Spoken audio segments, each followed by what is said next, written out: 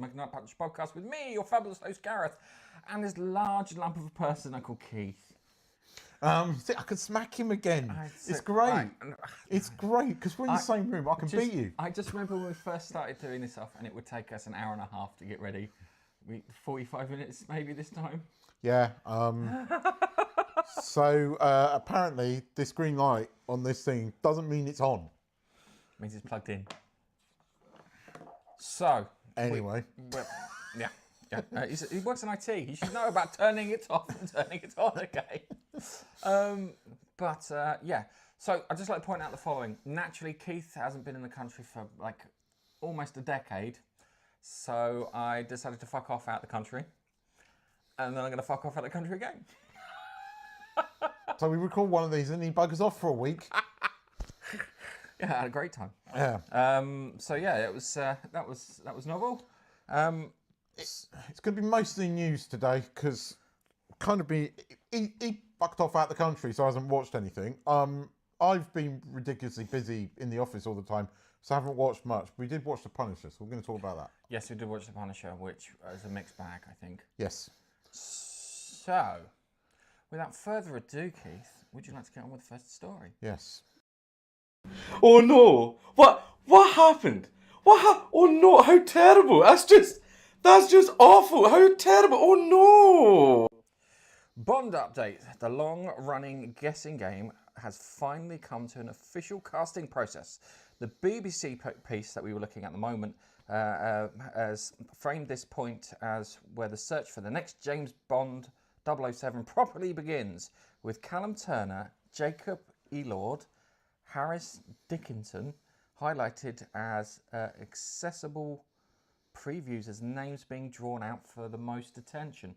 The firm part of the story is confirmed elsewhere. Amazon MGM say search is underway and auditions have started for the next James Bond movie, and it's moving forward under director Denis Villeneuve. He's French, but he's actually quite a good director, so we won't hold that against him. He is a very good director, works with really good cinematographers, as the Dune movies will show. I still prefer the first Dune movie in terms of story, but the second Dune movie, some of the cinematography in that film is just phenomenal. But yeah, the new Bond is now officially casting, because there's been lots of rumours for ages, and I've kind of treated them with a pinch of salt. I mean, there's lots of people that have been attached to the role. There's a few people now attached to it again, but I mean, I think we were talking about this just before, that I'd like to see it as a relatively unknown. Some people are sort of speculating it could be black. That's fine in this kind of role. As long as he's English, suave and sophisticated, it doesn't really matter.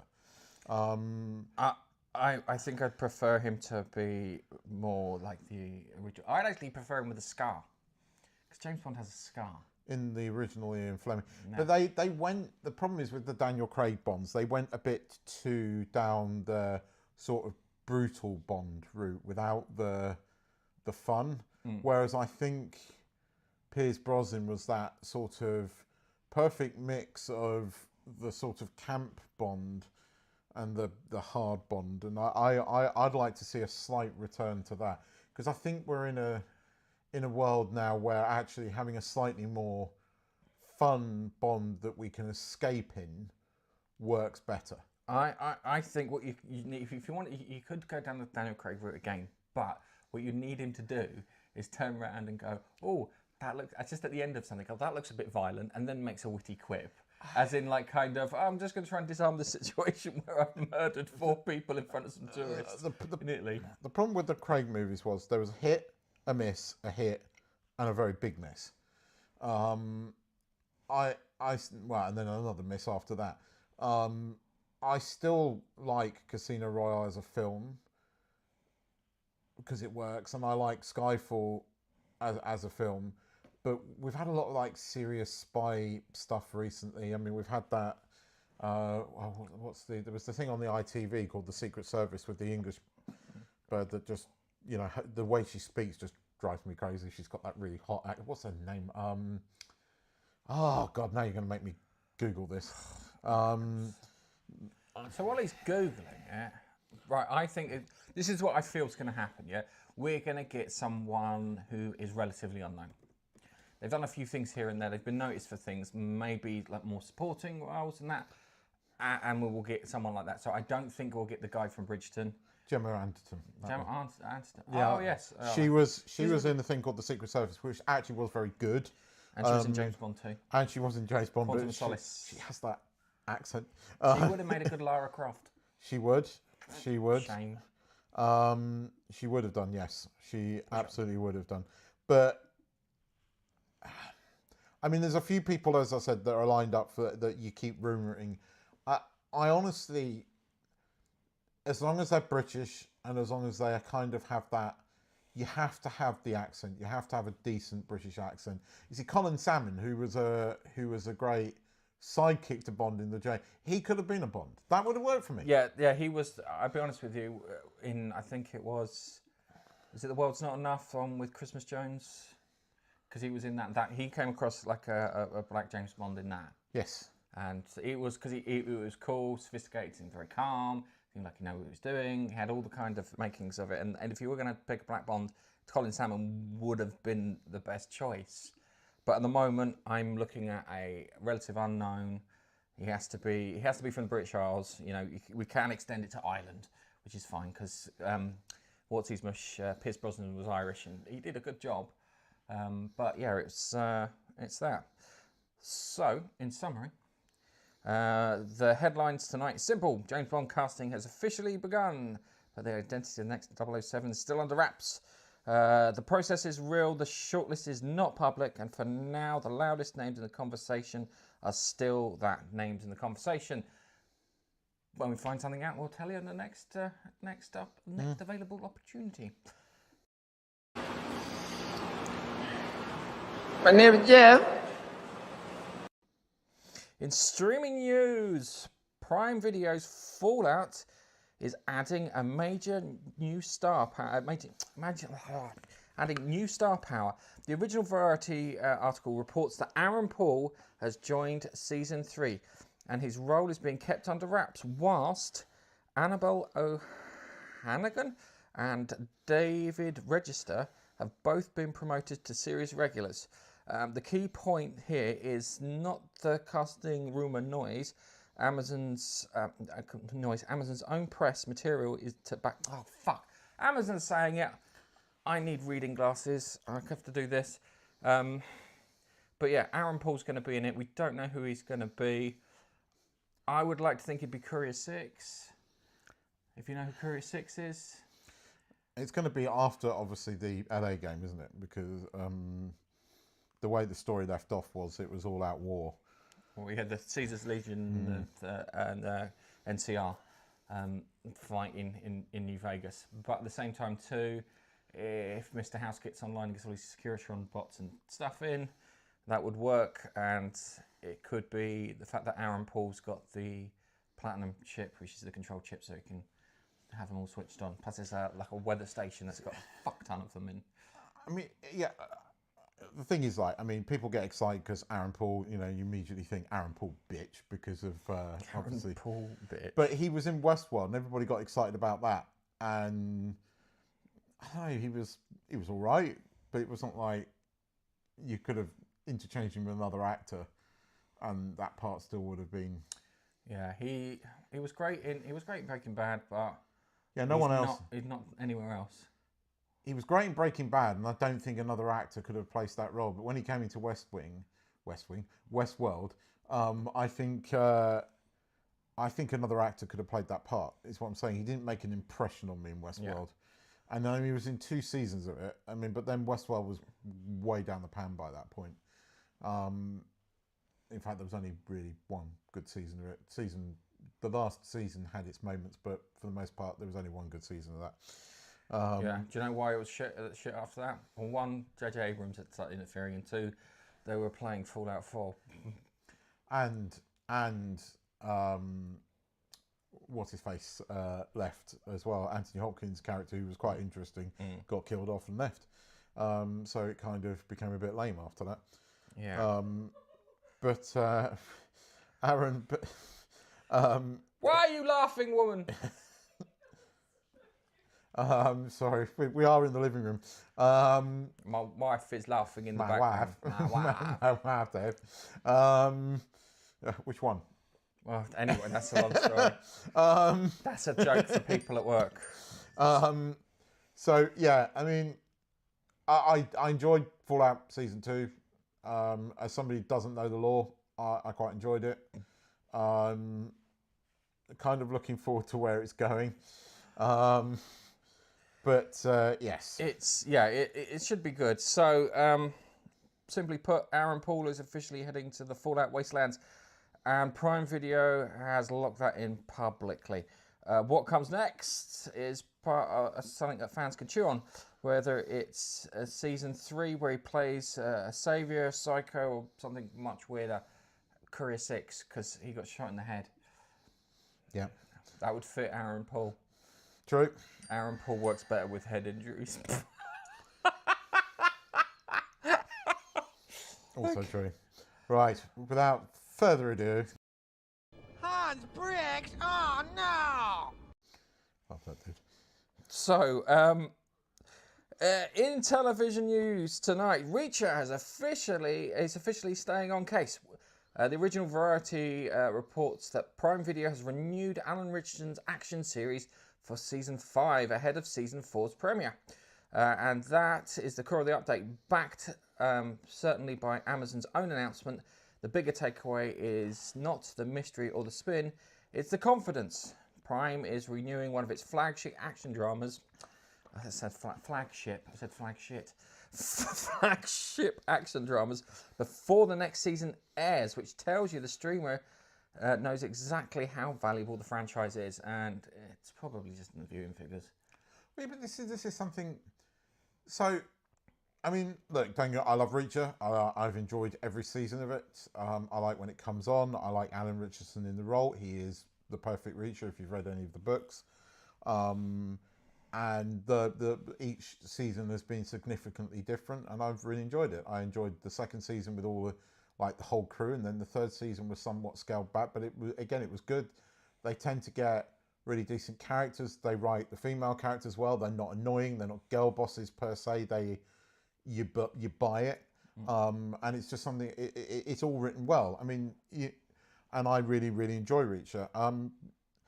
I'm glad that it's been renewed for a season 5, but there is this 5-season thing, because there's another thing that I watched on. It's nothing really to do with this, but it's been cancelled after the 5th season. Is The Lincoln Lawyer, which is very popular on Netflix, and I don't understand why it's ending, because there is a lot of material. There's a lot of books for that.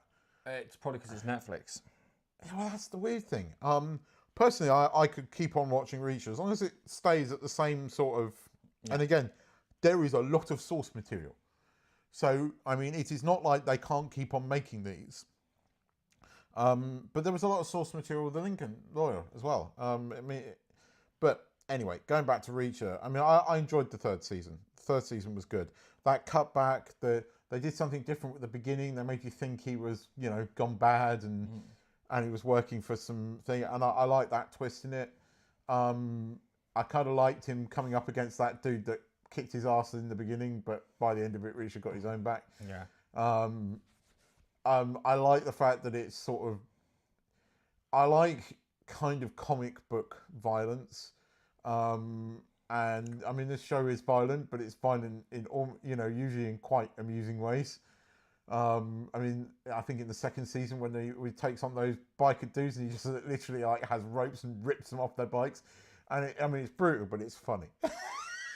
I mean, this is the thing with some of these violence. Sometimes it is funny. I mean, sort of jokes aside, there was a couple of times in The Punisher earlier when it was brutally violent, but there were some funny killings. Maybe I've just got a twisted mind, but I do like.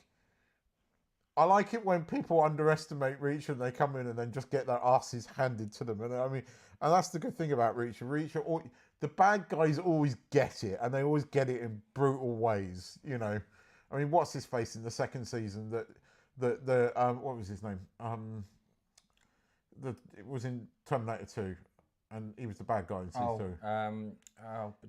Robert Patrick. Yeah, when he gets, thrown out the plane at the end.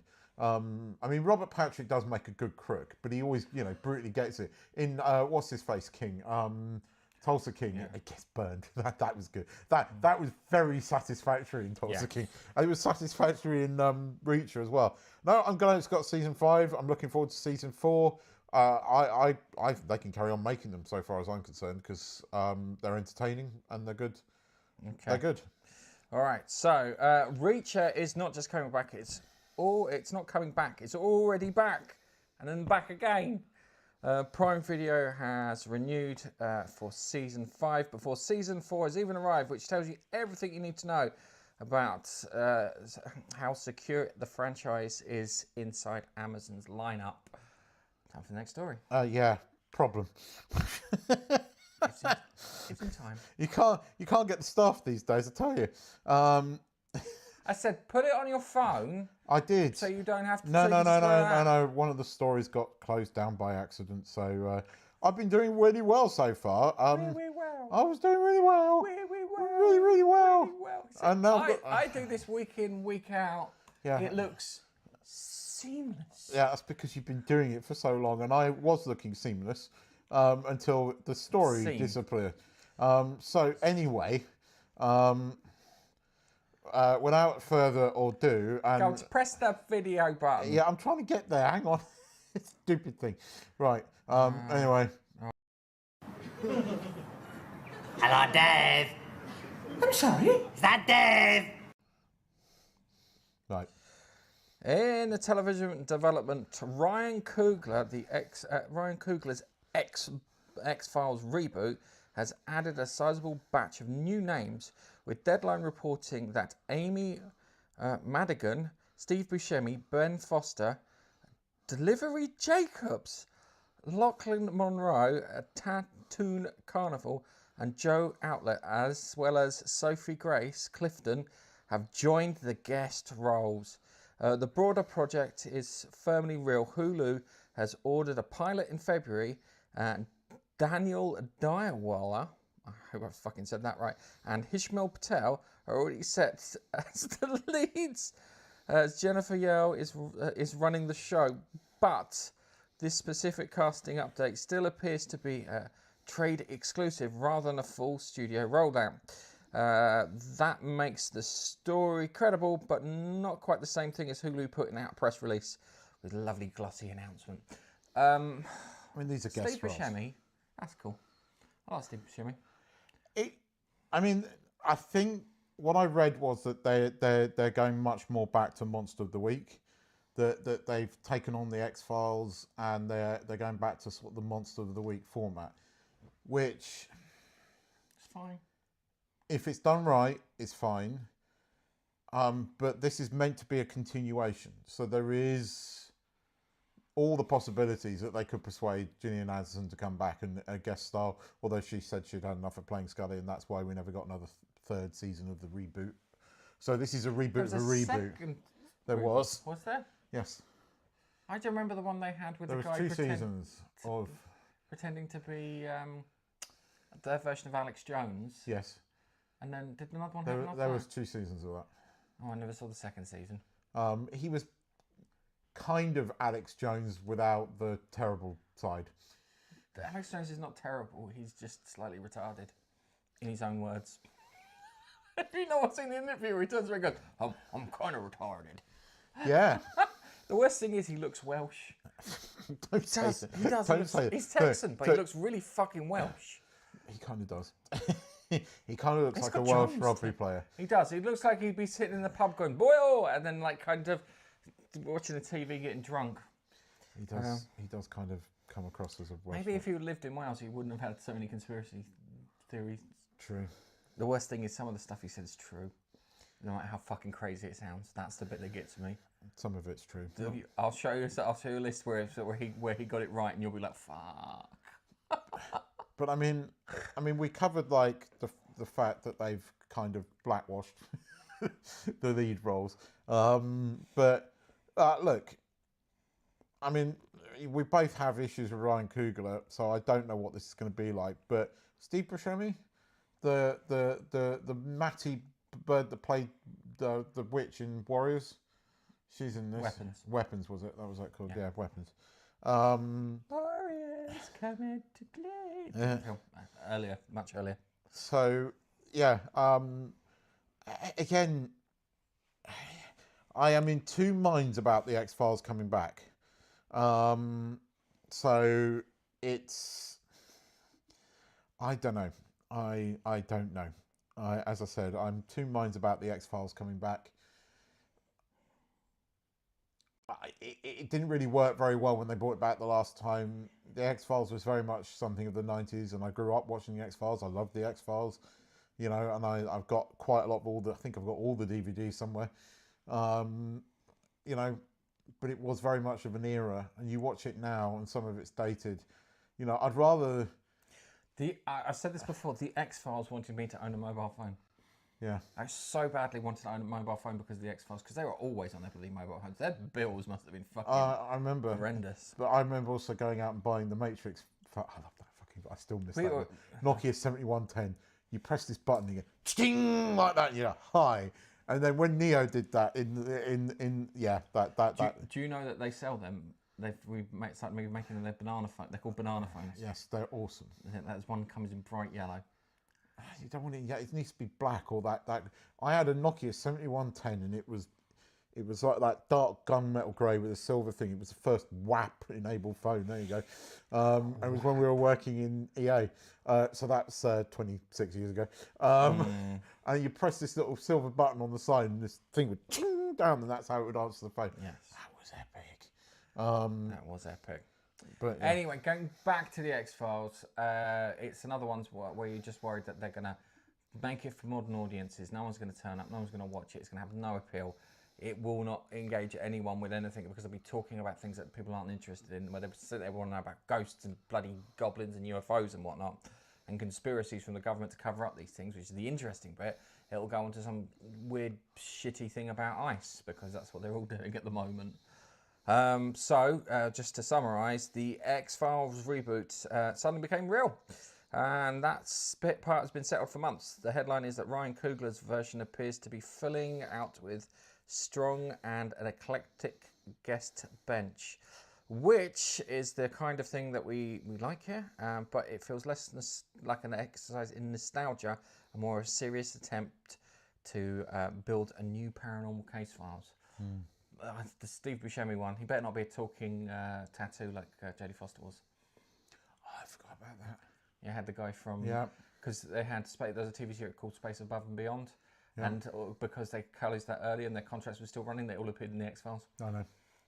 But the vice versa. David Duchovny was in Space Above and Beyond. Yeah, he was the creepy gambling android on Bacchus. Yeah. Yeah.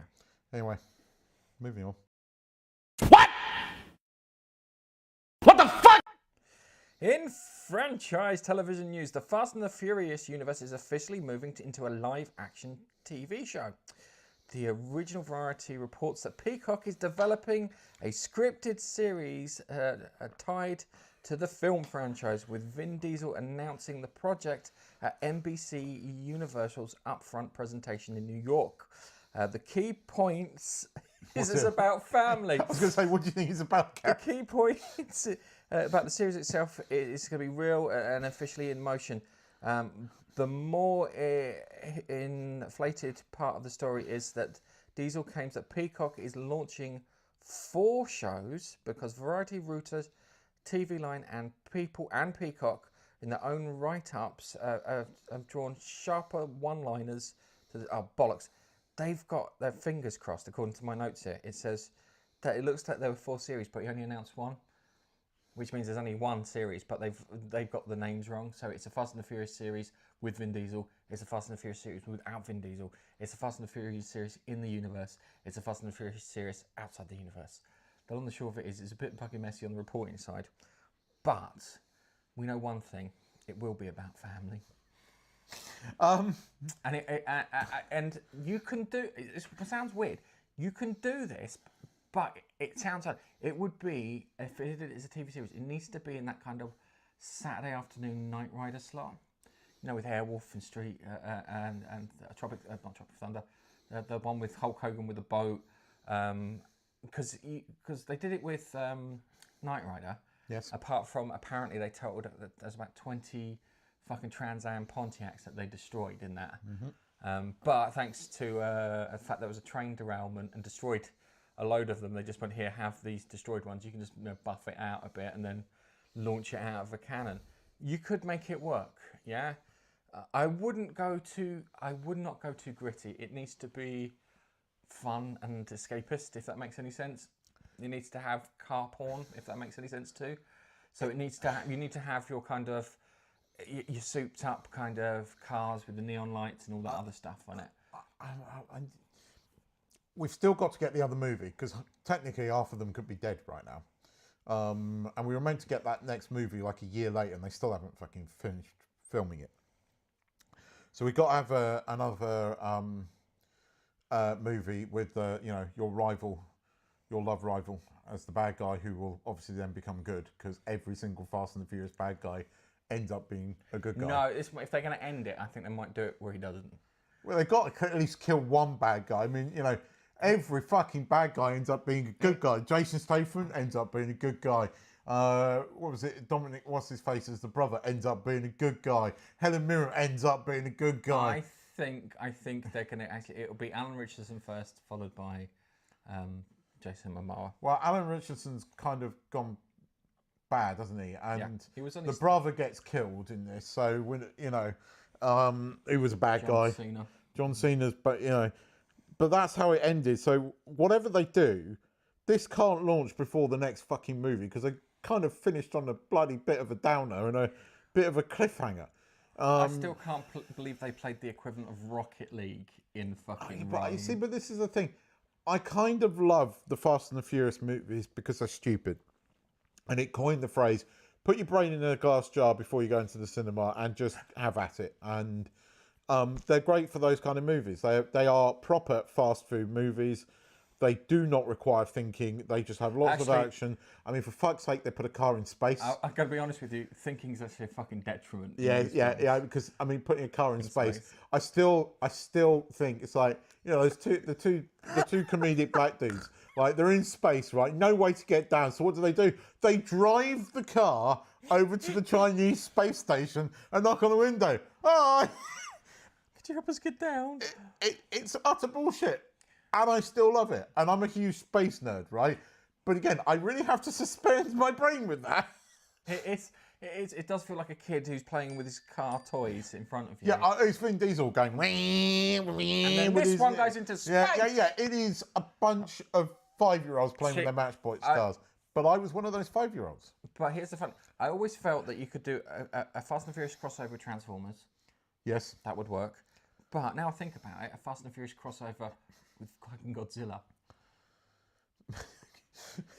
Can you imagine that? What? Vin Diesel taking on, Godzilla and the monkey. Yeah. He's not family. The monkey's family. Can you imagine, like, Godzilla sitting down to a barbecue at the edge of seats? I'll pay to see that. I'd say that too. I think Transformers would work better, and it feels kind of thing. And I could picture Vin Diesel driving Optimus Prime. There are so many quips. Look, I'm not going to pretend to say that Fast and Furious is quality movies, but I love them. Yeah. I do. Even with Gal Gadot's god-awful acting, I still love them. Just her awful acting. Well... The first film had acting in it. The second film had acting in it. The third film kind of went downhill. The others at least deliver the lines in a way that isn't, like, monotone and... Sorry, that clip keeps getting played and it's awful. Anyway, summing up, Gareth. So, clean takeaway. The Fast and the Furious is heading to live action television, but currently a hard news one for the Peacock series. It's not fully built for a 4-show garage. Franchise is expanding, really, and the size of where it is and where it's spinning off is yet to be determined. Yeah, that's good, that is. I'm going to read it like... I will read the next one like Alan fucking Rickman. All right, as we were talking about space. I'm escaping to the one place that hasn't been corrupted by capitalism. Space! Still love that clip. clip. No, that is a fucking great clip. Okay, in film news, Christopher Nolan is pushing back on online criticism surrounding the Odyssey, with the original Variety article reporting centering on two flashpoints. The darker armour worn by Benny Sadfler as Agamemnon, and the casting of Travis Scott. The key point is this is not a production scandal or a major behind-the-scenes dispute. It's Nolan in a Time interview responding to internet criticism by arguing that the design choices were researched and intentionally and grounded in what he calls the best speculation available for the ancient past. So, Travis Scott. I can't remember what fucking Travis Scott looks like. I keep picturing Lil Wayne. So the argument went like this. It was their stories and stuff in the past were passed around by bards and singers and stuff like that. So he picks Travis Scott because Travis Scott's a rapper and he wants it to be kind of historically accurate. How? Unless Travis Scott's not rapping and he is actually singing like a bard, which might be the case. I mean, do that. We're not going to write that off. It seems weird. You've got Peter Ongo, who is playing Helen of Troy. Don't sound. Has that actually now been confirmed? That's the only bit that's only... You see, because so like about a week and a half ago, I suddenly started seeing people going, "The Odyssey is doomed." I'm like, it's the problem is it's always the same type. You know, they use the same lines with all these movies, and I'm like, really, you're going after a Nolan movie? Because then Gary, and I'm sorry, I actually yelled at him, you know, on the screen the other day because he said that the third Batman film, Nolan's third Batman film, is a terrible movie. I'm like, you never said that before. It's not a terrible movie. It's not the best. It's not a terrible movie. And it is messy in places, and there's bits where Nolan just cuts away and goes off. It's because he's Batman. Yeah, which is fine. But it's not a terrible movie. No, and to call it a terrible movie is disingenuous. And you know it, Peter. I love you, Gary, but you're full of it when you call that a terrible movie. It's not. And you never said it before. And I do feel like sometimes people go after, you know, start posting negative things because that's what they're about. You know, they're about the negative stories. So I thought I hadn't paid attention. But and I still don't believe they've cast Elliot Page as Troy. Agamemnon. No, Troy. Not Achilles, the ghost of Achilles. I don't buy it. If they have done... If you want to cast the ghost of Achilles, Brad fucking Pitt, that's it. He'll turn up for a day for a Chris Nolan film, guaranteed. Yeah? Seriously, he will turn up for one day shooting for thingy so he can do his bits. I don't know. There's something odd. I don't know if it's a marketing shit. Yeah, because when you have, what do they call it, swords and sandals, yeah? These kind of Greek epics and Roman epics and whatnot, yeah? They're always quite bright. Yeah. Yeah, because Mediterranean, you get sunlight, unlike here in the UK. And I know that Chris Nolan grew up not having sunlight like most of us here in England. And that kind of darkness kind of bothers me. The fact that I haven't had a good look at the Cyclops that what's his mush blinds. Yeah, and if anyone asks who blinded the Cyclops, nobody. That's a fucking deep. I'm waiting for that to come up. If it doesn't come up, I'm going to be really fucking disappointed. At the beginning, I thought they were just going after a Nolan film. And look, I mean, we did our whole deep dive into all of Nolan's movies. And if this is... I don't entirely buy it. Something is off.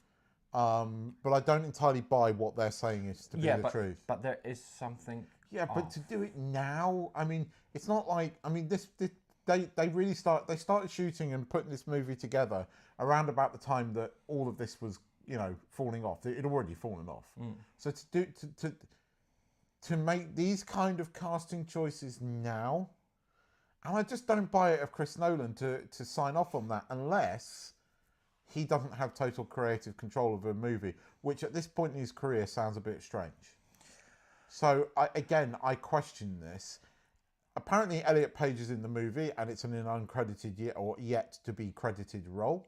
She could just, I'm going to say, could just be here's the message. That could be it. No, look, okay, look, put aside the fact they can be in a role, right? Mm-hmm. And as long as it's done in a way that's not trying to send a message, he absolutely can play like a bit part character. I mean, you look at One Piece, and that the character that was in the first season and very much reduced, and I think they had one freaking scene in the second season. Trouble was looked a bit like a girl, but no one really thought anything of it, and it wasn't a thing. But casting somebody like Elliot Page as a kid who is meant to be a muscular thing, that is a political thing. If they're playing like a soldier, a different character, or somebody that doesn't require to be the greatest champion, right? He was dipped in the river Styx. Yeah, but you see, this does sound like their cynicism. It does sound like they've jumped to this conclusion, and there is no confirmation of this. There is, but you cannot say it doesn't feel off. I look, Black Snape and everything. I get it, and I still don't understand that decision, except that, and I think it was a massively bad decision.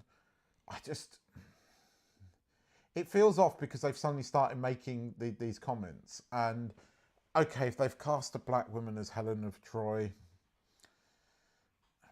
and they're pointing at some historical stuff like they tried to with Cleopatra, and look how Cleopatra went, then they deserve everything they get. Because again, this is casting of historical. Well, and we know, right? So it's nothing to do with actual diversity, because when they do it, they're only ever interested in black and trans and gay people. Yeah, they're not interested in Chinese people or Indian people, and there are tons of Chinese and Indian people out across the world. Yeah. And at the same time, too, if you play to that, you've got massive audiences in China, massive audiences in India. It would make logical and financial sense. It's just all they're trying to do is they're just trying to remove something. Yeah, and it's always that thing. And at the moment, something is off about this film. Yeah, regardless of what they say, probably the marketing, yeah, but something is off about this film. But is it off because of all the negativity on YouTube all of a sudden? And it's the same people. Right, so I think the reason it's off is, one, whenever you get this kind of Greek historical stuff, yeah, you kind of expect proper thespians to be playing those characters. Firstly, yeah? Yeah, but I mean... No, seriously. You expect proper thespians. So, for example, look at Troy, yeah? You had, what's his name? Beard played Agamemnon, fantastic. Oh, I can picture him in bloody Good Night. He was in X-Men, Brian Cox. Yeah. Yeah, he played Agamemnon.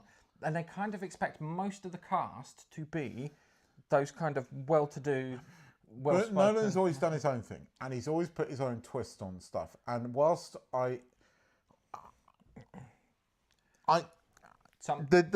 amount of negativity that's gone on, and I've watched a couple of videos and I've just turned them off. Like I said, Gary turned around and said that the third Batman film was a terrible movie. You didn't say that before now, right? And other people suddenly started attacking like all of Nolan's movies. Like they're attacking movies that they've never attacked until now, right? And we watched all those movies. We went through them, and we had criticisms on some of the movies. But what was our final thing? We went, do you know what? We really enjoyed watching them. Chris Nolan on a bad day is still more interesting than any director on a good day. Right, and there seems to be a lot of disingenuine stuff going on at the moment, attacking him, going, oh, he's and saying like all of a sudden saying he's like this crap director because he's dared to do this. I don't necessarily. This feels like negativity and feels like there's an alternative thing going on here. I hate to say it. Right. I think what it is there is something off with marketing. Yeah, but marketing... No, seriously. Pull the trailer up, watch the trailer, and go, this does not... This is like... I've seen the trailer and it feels a bit doom and gloom. It feels a bit like Dunkirk. No, let me put it this way. That trailer for that film, for what it should be, is crap. Yeah. Yes, but it's not the first time. Yeah, but it is a really crap trailer. So, for example, you had the Indiana Jones and Dial of Destiny. Had a really fucking good trailer. Film was shit. Yeah, but this trailer for this film, Yeah, hang on. the first 20 minutes of that film were fucking great. I couldn't bring myself to The watch first all 20 of it. minutes are great. But yeah, the trailers for this, it's like there's just lots of traipsing, there's a bit of dialogue, but nothing feels like it's happening. But it feels like it feels like Dunkirk. That's what I took. But from it's it. not Dunkirk. It's a fucking Odyssey. But swords and sandals. But again, I will say this: that this has been Nolan's kind of thing for the last few films he's made. You're right, and if that's what you're getting at when you come to the market, yeah. But marketing in general hasn't been great out of Hollywood recently. I mean, with some of the stuff that trailers we've seen, and we've gone. But because of it, I mean, look at that trailer to The Punisher. We thought it was going to be utterly shit, and actually, we'll talk about it in a minute. But it wasn't what the trailer depicted it to be.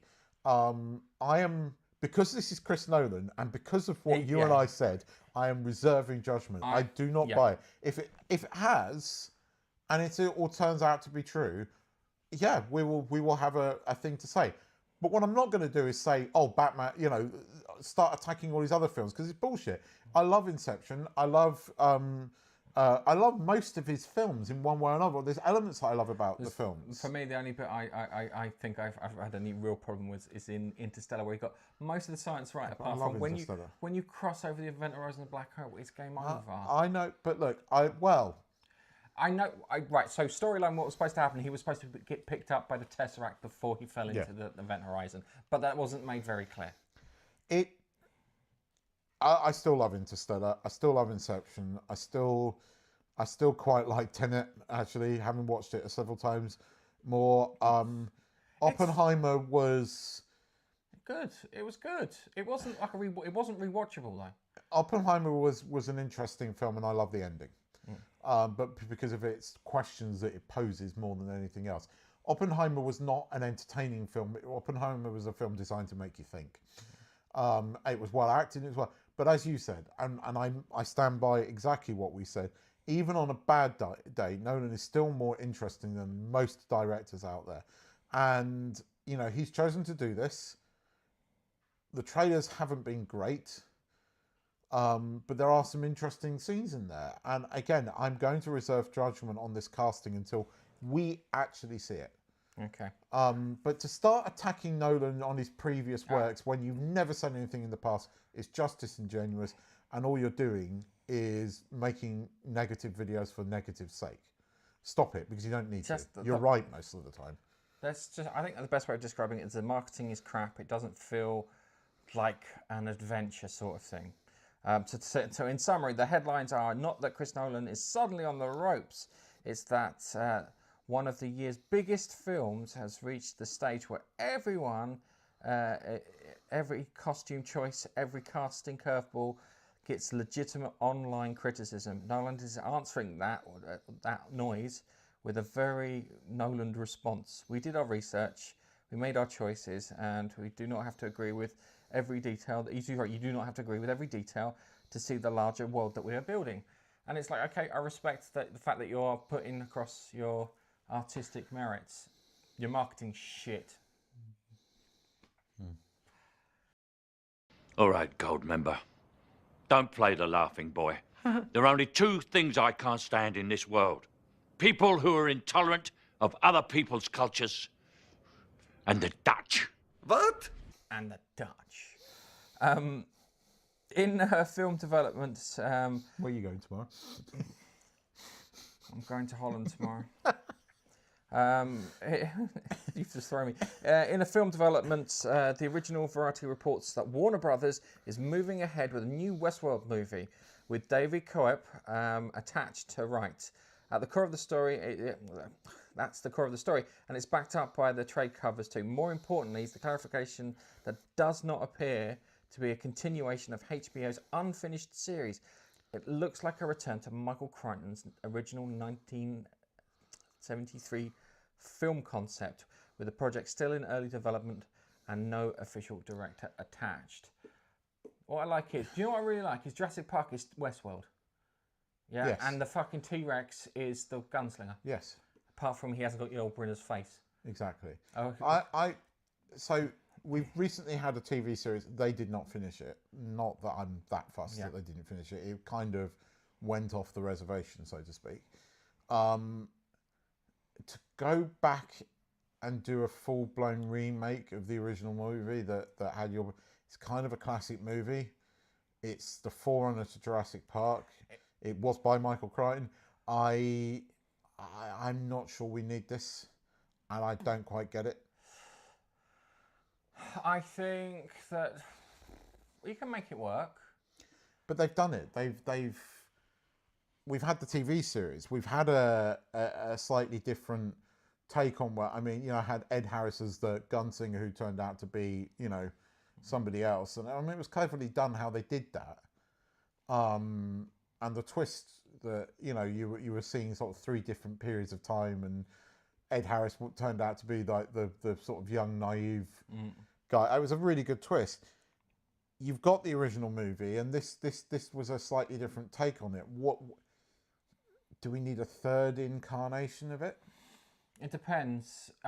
It depends, because if you go for book accurate or close to book accuracy, and maybe that original film didn't quite have all that accuracy in it, that could work, because you could put all those bits in that that kind of missing. But I think, fuck it, do it. I don't see any harm in it. I'd rather see them start doing original films. Not many people know the story of Westworld. The proper story, the original story of Westworld. Yeah. You make a point. I mean, there's probably not a lot of people who've seen that Yul Brynner film.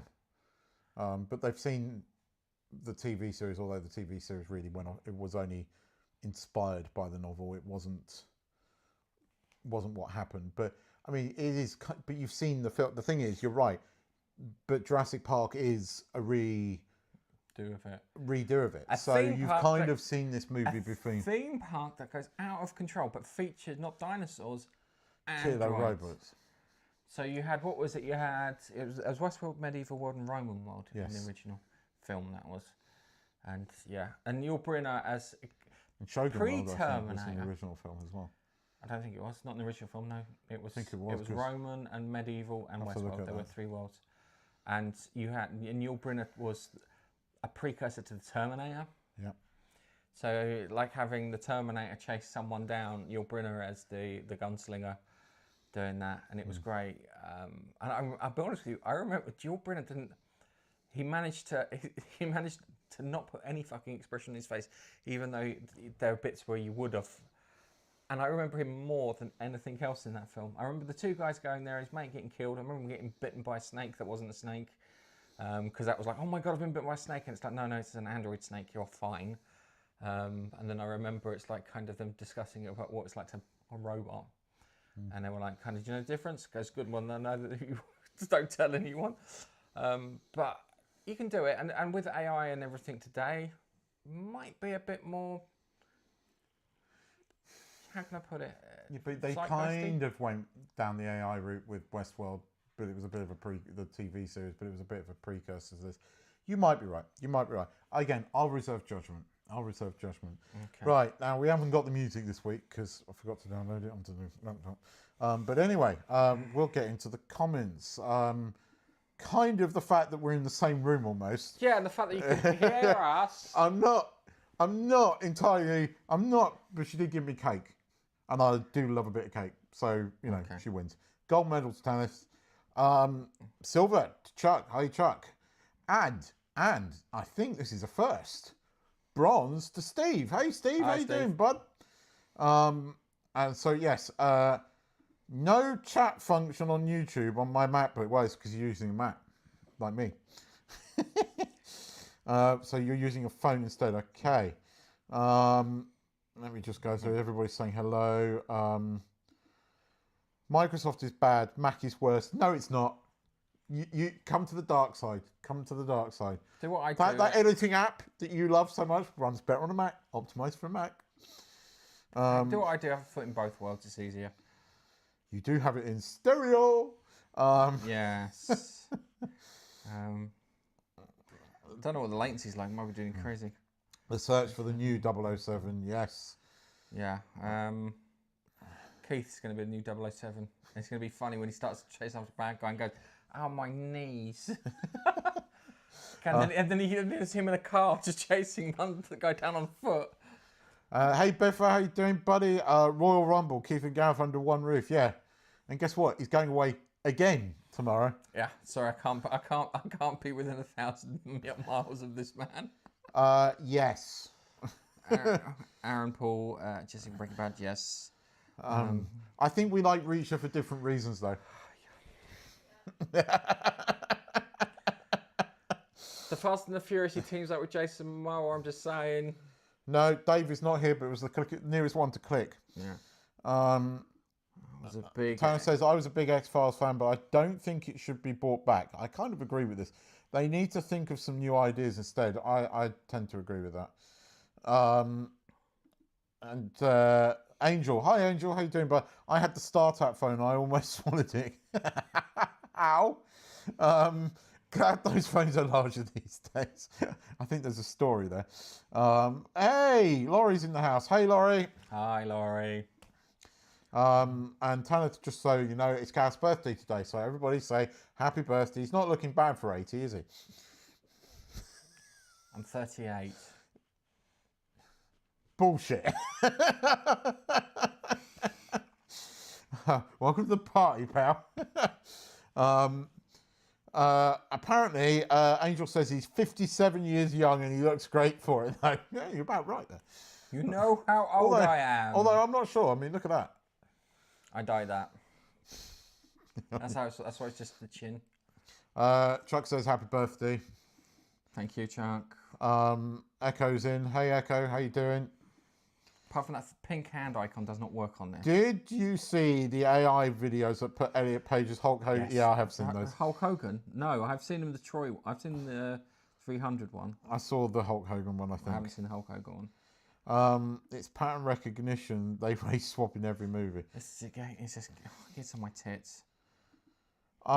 It was quite a good movie. Tony says I like Troy. At the same time, Sean Bean, Brad Pitt, and Orlando Bloom, my three biggest crushes.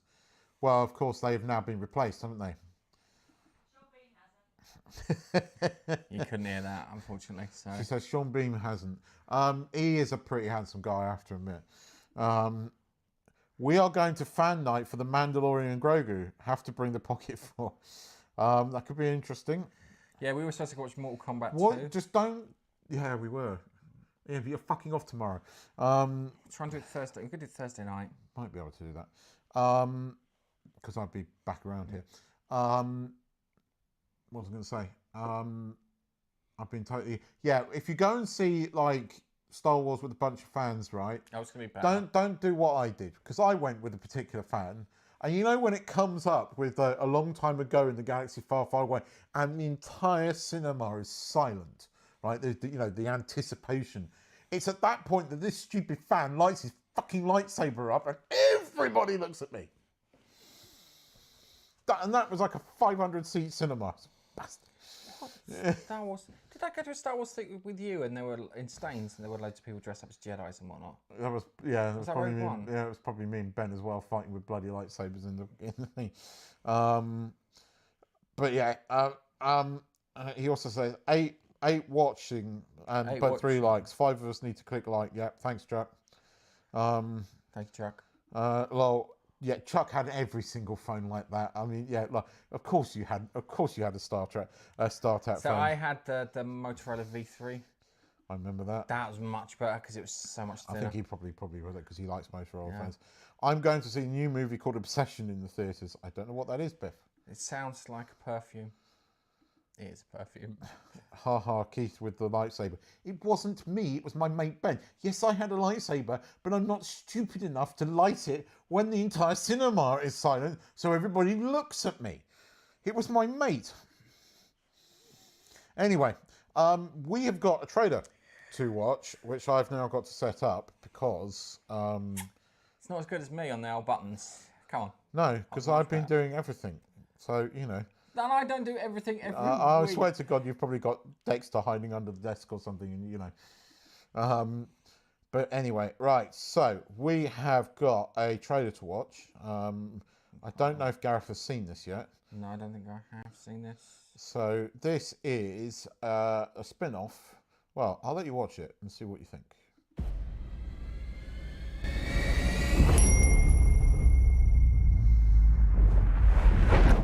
Hey, Stuart. How is it out there?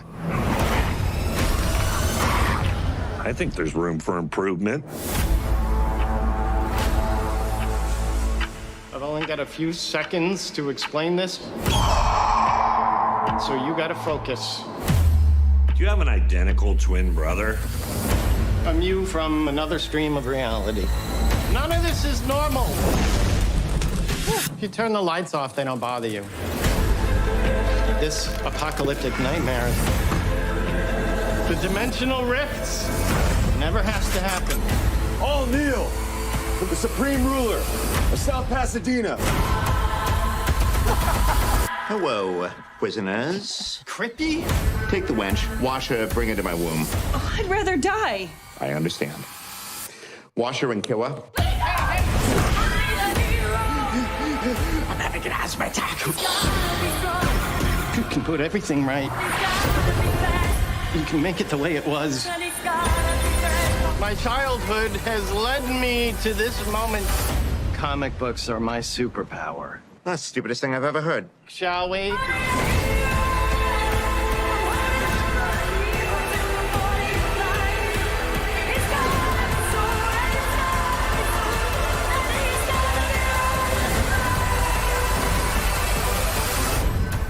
We're on a quest. They're gonna die. Oh, yeah.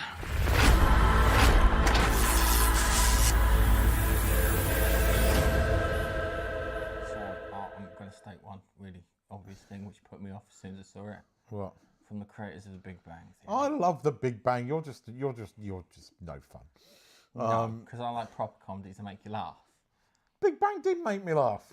Didn't it? Was that da da da da pop culture reference, blah, blah, blah, pop culture reference. Oh, it was a bit more than that. But that reminded me a bit of like a comedic version of Sliders. I thought that was quite good. Yeah, I did say that.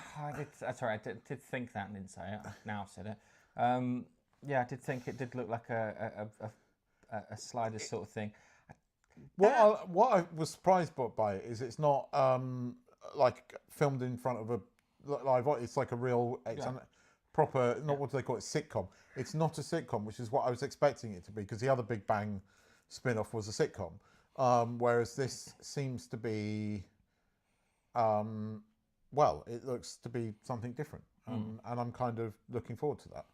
And I kind of like Stuart and Bert, and I want to see, sorry? Who the fuck are these people? They were, well, Stuart owned the comic book shop and was a sad character. And Bert was the rock guy that at one point tries to date Amy when Sheldon she dumped Sheldon. I watched The Big Bang because fucking Kaylee Kukow. When I was younger, I had massive crush on Kaylee Kukow. Kind of still do. Kaylee Kukow. I'm going to quote Evolution. Cacaw! We've established the cacaw. It was one of the things I mean, at one point I was living in a house with two other guys, and every time she came on the TV, and I think it was previous to Big Bang, it was like, Kaylee Kukow. All three of us would watch it. She was on all three of our lists. So she still is. Standards are low. Especially when she was in that pink little number when she was... that episode was funny, when she gets her own back on Leonard. That was a good episode for many reasons. Okay. But no, I thought that looked good. I'm kind of looking forward to that. I've got Max, so... All right. There's 3 babes that you're interested in at the moment are on TV or in cinema.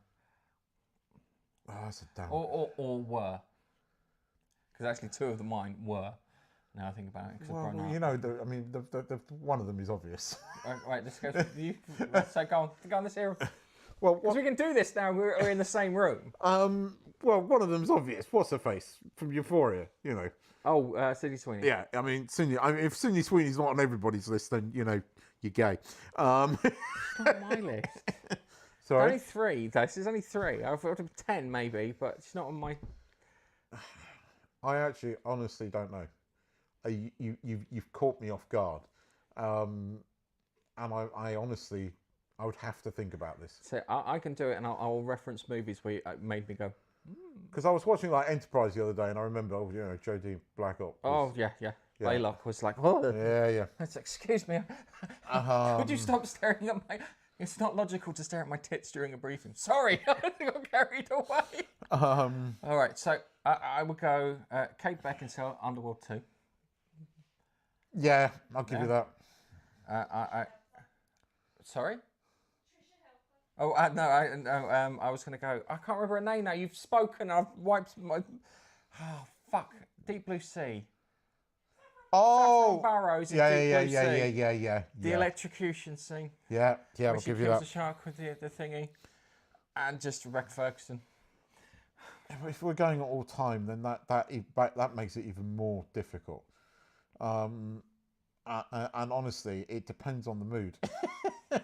Because I mean, I don't know. I suppose it's one of those ones where it's like kind of the era advert where I don't usually like blondes, but I kind of like Sydney Sweeney. I don't usually like blondes though. I'm trying to think. Trisha Helfer at the beginning of fucking Battlestar Galactica, I was like drooling over when I rewatched it. Yeah, that's because you're into blondes, and I mean, don't get me wrong. She's a good looking woman, but I'm not you. I'm more of a brunette man myself. She's been brunette. I mean, I have to say, recently it was Gemma Anderson, even in Secret Service. Oh yeah, no, yeah. The voice, it's the upper crisp class. Oh. I don't know, it's something about Gemma Anderson's voice. Hang on a second. I've got a real surprise one for you. Nicole Kidman in Paddington Bear. There's a bit where she's in Paddington Bear in a nurse's costume, and I could see why Peter Capaldi was like drooling over her. Go watch Paddington Bear and watch the bit with her in a nurse's costume, and you'll be like, sorry, what's this, a kid's film? My brain just... They clearly put that in there for the fucking dads. They really put that in there for the fucking dads. But... So, yes. Bonnie Tyler. What have we got here? We've got Bonnie Tyler. Yeah, I can see that. Okay. Chuck's that, without taking the piss, Chuck's just slightly older than us, so I can see where Bonnie Tyler's coming from.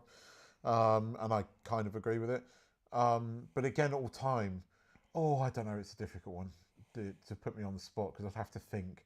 But I know recently, Gemma Anderson, I was watching Secret Service going, yeah, she's still hot.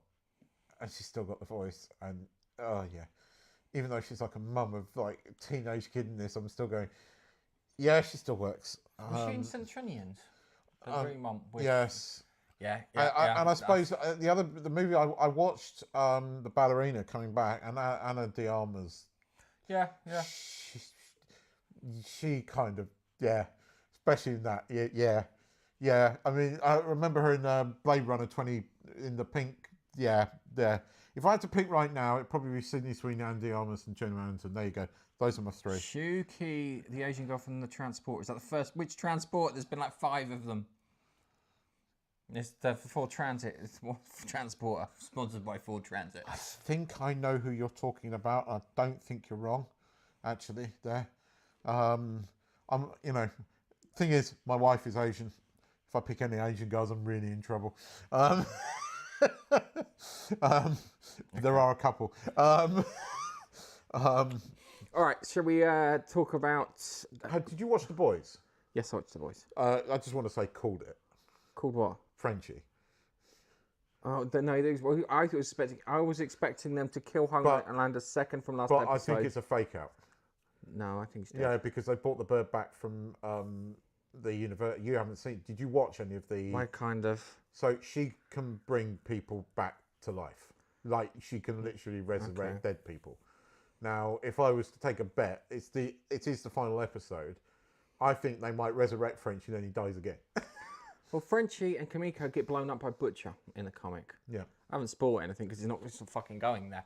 And do you notice how Kimiko stopped talking and he started liking her more? Yeah. As soon as you went back to using sign language, all of a sudden you were like, oh, I remember how much I liked you, because she was a fucking trap talking about porn and this, that, and the other. It was just, yeah. I kind of like the actress that plays Kimiko. But in this, when she's talking, it is a bit annoying because of the dialogue that they're giving her. But then, look, I haven't...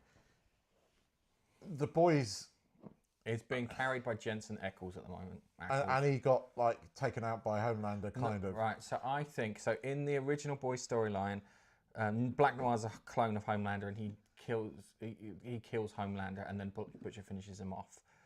I think, because I was on an argument with my brother the other day, and I can't remember if it was Black Noir or Homelander. Anyway, I think that Soldier Boy's going to survive, get into a fight with Homelander. They are literally going to kill each other, and Butcher's going to finish off the last one. And that's how they should do it, but they're not going to do it. It's going to be shit.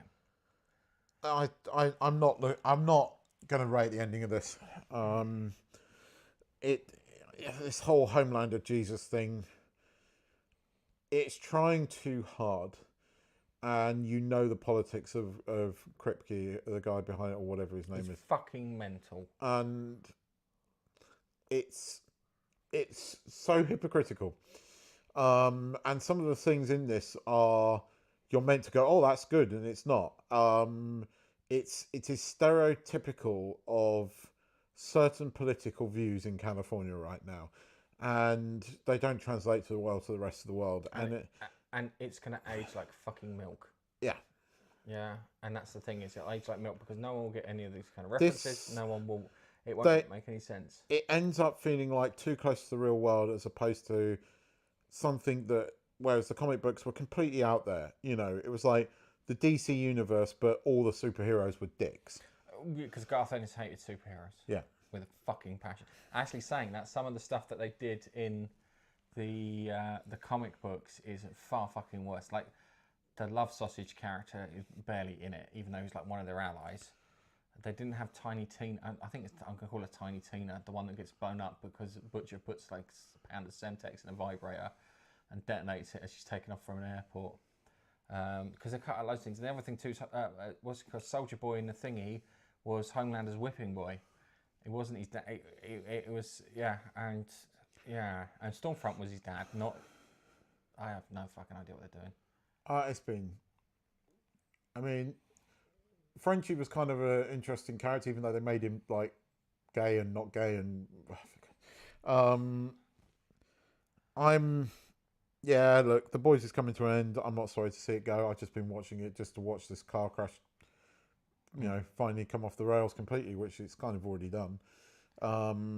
It wasn't as bad. I don't think it's going to be as bad as the Daredevil ending. That Daredevil ending is going to piss you off. I know, because he tells the court that he's Daredevil. Oh, it's not just that. There's a load of other stuff too.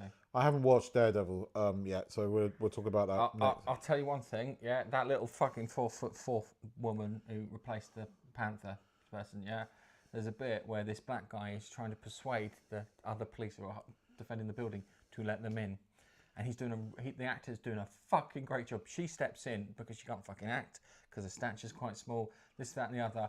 Ruins it. She literally just deflates all the fucking tension out of the scene. It is. I watched it and I was like, "Oh, you're fucking kidding me!" The guy carried the whole scene, and she steps in and ruins it. The worst thing is when you look at it, if you'd have cast, say, someone who looked like a track and field athlete to play that part and a bit taller, could have worked. Yeah, but they didn't. They picked some. I don't know what it is. Is that they don't want to pick women that actually fit into the parts, if that makes any sense. They've got the. I don't know. It doesn't make any sense to me, and clearly I can't be bothered with all that shite because I think I didn't like Daredevil more than The Boys, because The Boys is its thing over here. Daredevil's its thing here, which is a bit more important to me, shall we say, and seeing it getting destroyed is not as bad as seeing watching The Boys get fucked. It's an amusing car crash, but watching Daredevil, it's like once watching a stranger fall down a flight of stairs and then land in like a gallon of milk, and the other one's watching your mate fall down a flight of stairs and into a gallon of milk. And one's funny, one's really funny. So, we watched The Punisher just before we came on air. Yes. And I think we said it was annoying, but strangely enjoyable at the same time. It was a mixed bag. The pacing was all over the shop. Story didn't conclude properly, which was really annoying. But the action scenes in it were really satisfying. Yeah, the action in it was actually properly, it was really good. I don't think it concludes, but I suspect it's to put the Punisher back in a position that he can now appear in Spider-Man, and it kind of makes sense. But I've got to admit, the action scenes were really good. Like, when he suddenly decides to be the Punisher instead of, like, moping, he utterly kicks ass. And it's brutal, it's violent, it is definitely R-rated in the US, or 18 rated here. And there is some pretty brutal action. There is one scene when he falls off the roof onto something, and it's really bad CGI, like really bad. You can tell that this was made on the cheap, because I think that's the only bit of CGI in the whole fucking thing, and it's terrible.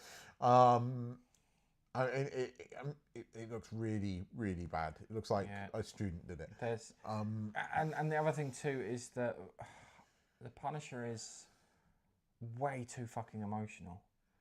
Yeah, in the comic books and the animation bits I've seen, Punisher is always just angry constantly. He's just angry at everything constantly. And if he's sad or he's doing something, he usually gets drunk on his own, away from everyone. He doesn't do anything in public. Doesn't, because there's a bit where he's going to try and blow his brains out in front of the grave of his thing, and it's like, I would have had it, so he would have gone to blow his brains out, and the gun would have just misfired, and the bullet would have caught in it, like someone said, no, not today. Yeah, and he would have just taken that and then thought about it for a bit, and then decided to carry on killing people. It's set up what's ever about to happen in Spider-Man 4, which I'm kind of looking forward to at the moment, I have to admit. We think Daredevil's going to be in it. The prison scene. I still think if Miles Morales turns up in it, I'm just going to, have a big fucking t-shirt saying called it. But I might be wrong. But I don't think they're doing Human Spider. I think that's a trip out. Do you? Yeah, I think that's a fake out in the trailer. I don't think they're doing it. But I want to know where the hand come in, because the hand were kind of destroyed. So where are the hand? Maybe they're doing the Spider Totem thing. Oh, it could be. Because it fits with the hand, fit with the Mystic stuff. It could be, but it's the last sort of 20-25 minutes of the Punisher special are really good. It was definitely made on the cheap. Like, I don't think it had a budget, because that CGI is terrible. But it is pretty good. Or the last bit of it, it's both frustrating and good at the same time. The first 20 minutes are him moping around. The last 25 minutes are him just being the fucking Punisher, and it's brutal and it's great. Yes. So, yeah, it's not often I say that about Marvel things. So, both brutal. Yeah. But anyway, he's going out of the country again. Yeah. But we might be back next week. We'll be back next week, but I will then go out of the country again. I don't know where. I've got to find a new location. But we'll let you know. Ironically, I'm going to Thailand.